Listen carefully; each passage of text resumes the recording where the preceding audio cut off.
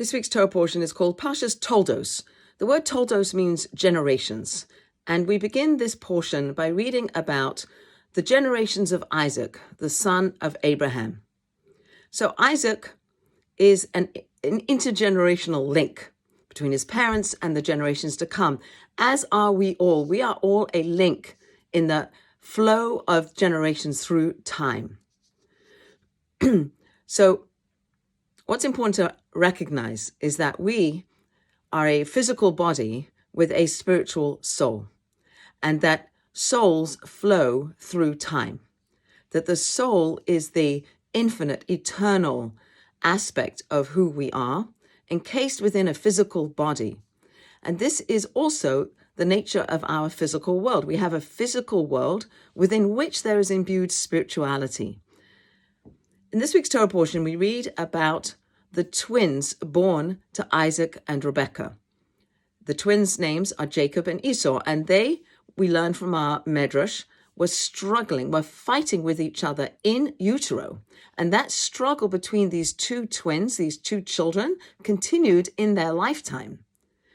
We also read from our commentators that Jacob was a man considered very spiritual. He was interested in understanding the world. He liked to learn. He liked to sit in his tent and contemplate the spiritual aspects of the world. However, Esau, in contrast, was a physical being. He wanted to be in the field. He was rugged. He was hairy. He was much more of the physical aspect of the nature of the world. So we have these two children, Jacob and Esau, who represent on some level the spiritual world and the physical world. And they were in some kind of relationship with each other that wasn't always so easy.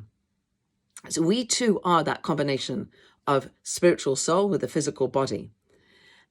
And our commentators teach us that the primary aspect of who we are and who the world is the spiritual. And that's what we have to try to uncover and manifest in the world. Not to diminish the physical, but to use the physical to bring out the spiritual. In this week's Torah portion, we read about Isaac digging wells. And he digs 3 wells, 2 of which were dug in places that didn't endure. They were places that created fighting and created protest. The 3rd well that he dug was in a place called Rehoboth, which means spaciousness, where there was no enmity and there was no strife, a place of peace. And that well persisted.